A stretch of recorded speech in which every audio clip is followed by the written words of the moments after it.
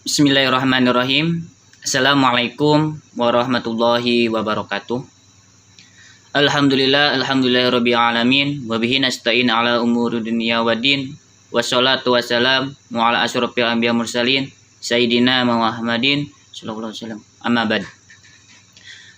Pertama-tama kami ucapkan terima kasih kepada Ibu dosen Ibu Dewi Anggraini telah memberikan kesempatan kepada kelompok 2 untuk mempresentasikan mata kuliah Participatory Action Research dengan tema karakteristik, langkah-langkah, tujuan dan manfaat PAR atau Participatory Action Research. Kesempatan kali ini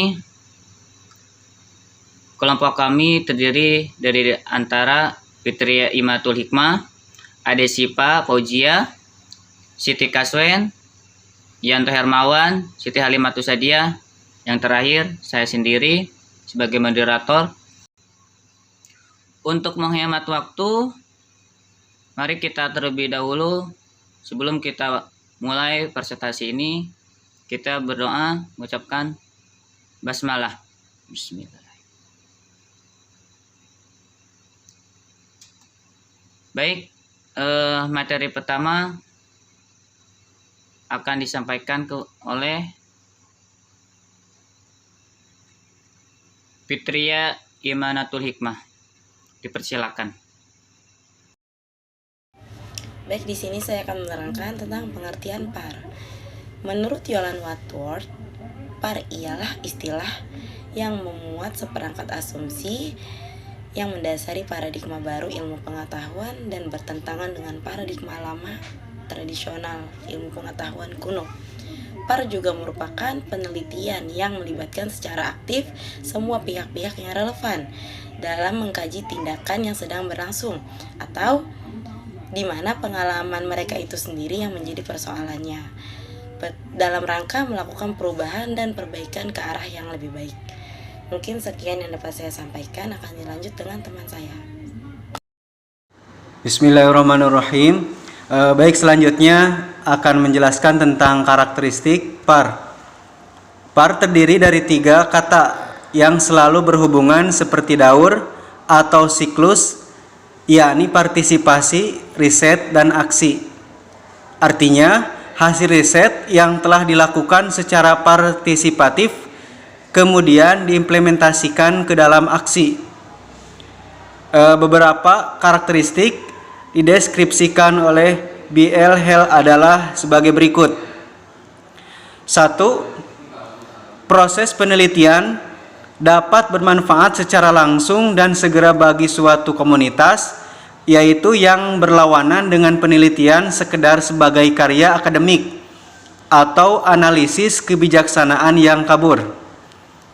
Kedua, proses penelitian harus melibatkan komunitas atau warga dalam keseluruhan aktivitas penelitian, sejak dari perumusan masalah sampai pada diskusi bagaimana menemukan pemecahan dan interpretasi terhadap penemuan. Ketiga, proses penelitian harus dipandang sebagai bagian dari keseluruhan pengalaman pendidikan dengan kegiatan merumuskan kebutuhan komunitas, mengembangkan kesadaran dan komitmen anggota dalam komunitas. Keempat, proses penelitian harus dipandang sebagai proses dialog sepanjang waktu dan bukan suatu gambaran statis dari satu titik waktu. Kelima, sasaran atau objek proses penelitian, seperti halnya sasaran proses pendidikan, harus pembebasan potensi kreatif manusia dan mobilisasi sumber-sumber manusia bagi pemecahan problem sosial. Terakhir, akan melanjutkan pembahasan tentang langkah-langkah riset aksi dalam metodologi PAR. Yang pertama itu ada pemetaan awal, merupakan pemetaan dilakukan oleh peneliti untuk mengetahui situasi dan keadaan sosial yang ada di masyarakat. Pemetaan ini dilakukan bersama dengan masyarakat. Yang kedua itu ada membangun hubungan kemanusiaan dalam melakukan penelitian. Pendampingan ini penelitian juga perlu membangun hubungan kemanusiaan dengan masyarakat. Yang ketiga itu ada penentuan agenda riset untuk perubahan sosial. Penentuan agenda riset dalam penulisan ini diperlukan oleh peneliti. Bersama komunitas peneliti mengagendakan program riset melalui teknik participatory rural appraisal atau PRA untuk memahami persoalan masyarakat yang selanjutnya menjadi alat perubahan sosial. Kemudian yang ketiga itu ada pemetaan partisipatif atau participation mapping. Bersama komunitas melakukan pemetaan wilayah maupun persoalan yang dialami masyarakat. Pemetaan lebih difokuskan pada jumlah ternak yang dimiliki oleh masyarakat dusun Sempol. Selanjutnya itu ada merumuskan masalah kemanusiaan. Komunitas merumuskan masalah mendasar hajat hidup kemanusiaan yang dialaminya, seperti persoalan pangan, papan, kesehatan, pendidikan, energi, lingkungan hidup, dan persoalan utama kemanusiaan lainnya. Kemudian itu ada menyusun strategi gerakan. Komunitas menyusun strategi gerakan untuk memecahkan problem kemanusiaan yang telah dirumuskan. Kemudian ada pengorganisasian masyarakat. Komunitas di samping penelitian membangun peranata-peranata sosial. Kemudian itu ada aksi perubahan. Aksi memecahkan problem dilakukan secara simultan dan partisipatif. Kemudian ada refleksi atau teoritas perubahan sosial. Peneliti bersama komunitas merumuskan teoritisasi perubahan sosial berdasarkan atas hasil riset, proses pembelajaran masyarakat, dan program-program aksi yang telah terlaksana. Peneliti dan komunitas merefleksikan semua proses dan hasil yang diperolehnya dari awal sampai akhir. Kemudian yang terakhir itu ada meluaskan skala gerakan dan dukungan. Keberhasilan program PAR tidak hanya diukur dengan hasil kegiatan selama proses, tetapi juga diukur dari tingkat keberlanjutan program atau sustainability yang sudah berjalan dan munculnya pengorganisir serta pemimpin lokal yang melanjutkan program untuk melakukan aksi perubahan.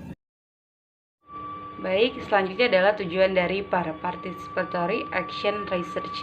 Setiap kegiatan PAR bertujuan untuk membangun kesadaran masyarakat atau memberdayakan masyarakat atas bahwa melalui pendidikan kritis, pemberdayaan orang dewasa, dan dialog publik. Yang kedua, untuk merubah cara pandang tentang penelitian dengan menjadikan penelitian sebagai proses partisipasi. Dan yang ketiga, untuk menggeser paradigma masyarakat sebagai objek dan subjek penelitian. Yang keempat, untuk membawa perubahan atau transformation nilai sosial di masyarakat. Baik, selanjutnya adalah manfaat participatory action research. Sebagai suatu metode riset dan aksi, PAR memiliki manfaat antara lain sebagai berikut. Yang pertama, adanya keterlibatan masyarakat atau masyarakat subjek, orang tertindas dalam posisinya sebagai pencipta pengetahuan dalam proses transformasi diri mereka sendiri. Yang kedua, PAR sebenarnya tidak hanya riset yang mengharapkan ada aksi sebagai tindak lanjut dari riset, tapi kemudian ada riset kembali dari seluruh peserta dan ada aksi kembali. Yang ketiga, PAR didesain untuk isu yang spesifik yang dihadapi oleh komunitas dan mampu menyelesaikan masalah dalam komunitas tersebut, problem solving approach. Yang keempat, PAR menciptakan metode tanpa kekerasan dan demokratis bagi transformasi ekonomi, politik, dan kultural. Baik, terima kasih kepada teman-teman yang telah mempresentasikan.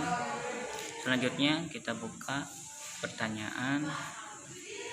Ya, bila mana teman-teman apa yang kami sampaikan ada yang masih belum paham, dipersilakan